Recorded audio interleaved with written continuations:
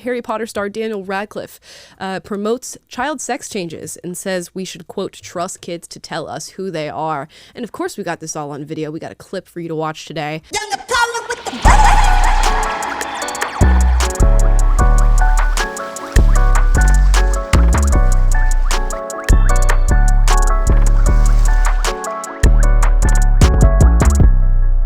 Daniel Radcliffe sitting down with, I believe, 6 transgender identifying individuals to discuss this, who are all, I believe, came out as trans as minors. Learn from, out of the cradle that I am, that I was a boy. I should like blue. I should like sports. I should be manly. I should like superheroes. Yeah. And I never associated myself with those things. And we are told that we're not old enough to know this yet. I'm only 11 years old. How do I know I'm a girl? And I need more time to think about this. But Pause. 11 years old. 11 years old. And here's the thing. Of course you know if you like sports or superheroes or comic books or whatever the examples that this young she, her, I don't know, him gave. That does not mean that you are not a boy. And this is just wild to me. And something that's really good about this is it is actually good to hear from the children's mouth on this about why they've made the decision that they've made, because it actually shows how juvenile the thinking is surrounding gender and sex here. Her thinking was, don't like sports, don't like superheroes, don't like the color blue, must be girl. And of course, when you're 11 years old and somebody teaches you that and says, if you're a boy, you like this, this, and that, and you go, well, I don't like those things. I must not be a boy. Of course, that's what you're going to think. And I bet you Daniel Radcliffe's not going to make that apparent to this person. There are also people who do have like a slightly condescending but well-meaning attitude of like, well, people are young and like, how do we, there is a huge decision. I'd love to hear from all of you about like... It's condescending to tell an 11-year-old that maybe they're not quite ready to change sexes. That is condescension, apparently. Wow. Why we can trust kids to like tell us who they are. Well, I just feel like, me and you kind of share like a similar story. I transitioned like super young. I came out to my mom and, not telling her I was trans, but told her that I was a girl at the age of 6. It's been like years. Like I've lived female more than I've ever lived male. So like, I just feel like it's just living proof that I obviously knew who I was, just like everyone else does. Oh my gosh. The thinking it's so juvenile, guys. I can't. I've lived in the lie longer than I've lived in reality, so the lie must be true. It's honestly what the journalist, we're seeing a through line here. The journalist believed the lie that Twitter had all this hate speech on it. He's lived in the lie long enough, so it must be the truth, right? I've lived as a girl long enough because I, came out at 6 years old, and so it must be the truth.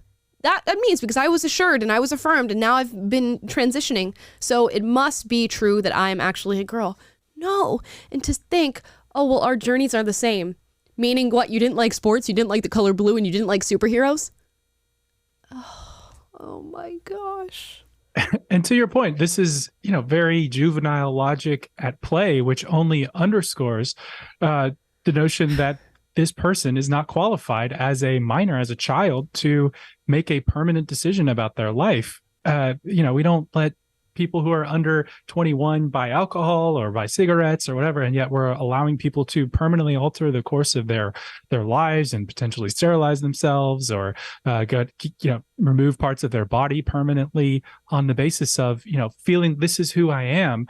Which, I wanted to get this right. I pulled this back up after watching this video, but this is from Irreversible Damage, Abigail Schreier's book, and she's citing a study done by Dr. Ken Zucker.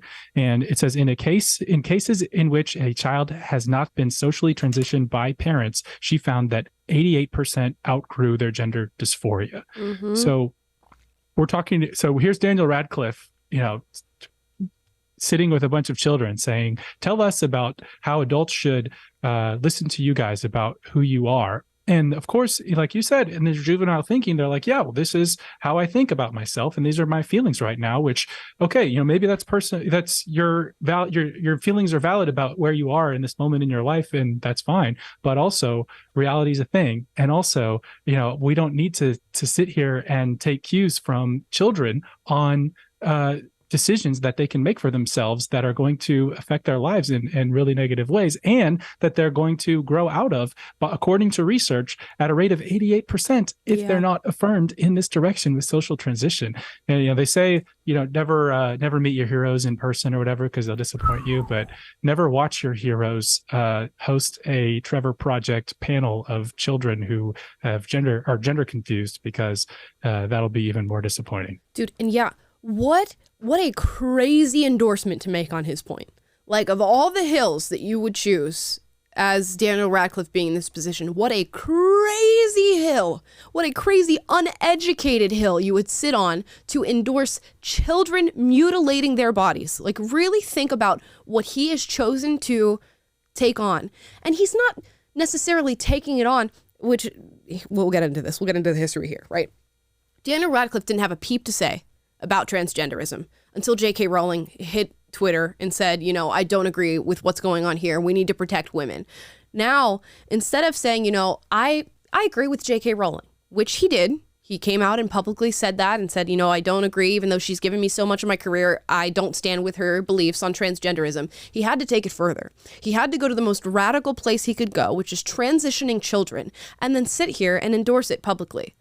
Just wild. And I doubt he has any information about the percentage of kids who change their minds on this. I doubt he has any information about the long-term effects of endorsing this ideology. I doubt he has any information about the fact that of these children sitting here, one of them, if not more of them, based on statistics, is likely to attempt to take their lives.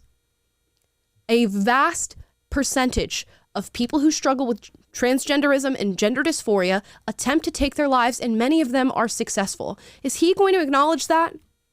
Is he going to talk about that? Is he going to bring that to light? Because he's got, 6 kids here. 2 of them, if not 3, if we're judging on today's statistics, are likely to attempt suicide based on the ideology that he is endorsing right now by sitting here with them and talking about this. Not going to say a peep about that, I bet. I don't understand why I can't just decide that I'm a girl. If it's a big decision to decide I'm a girl, it's a big decision to decide I'm a boy. Except you didn't decide to be a boy. You were a boy. You were born a boy. There was no decision to be made. You could decide to be a feminine boy or a masculine boy or somewhere in between along the spectrum of ways to express yourself. But you did not decide to be a boy. Right. It's the same thing. There's no age. You don't have to be 18 to decide that, I am who I am. I think we don't give children enough credit for coming into this world and having a sense of purity and understanding for themselves. I definitely had that at a very young age, and I tried to express that a lot, but I grew up in a very stereotypically Christian family. Okay. So me telling my mom any type of me being different was oh my God, literally she called my grandma and they prayed over me. I was 7. I was intense. 7. And at that very moment, it was very fearful, fear striking.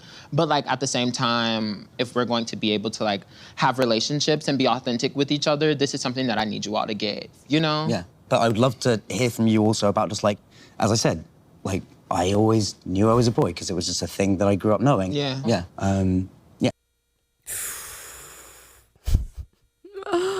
Oh my gosh. Wow.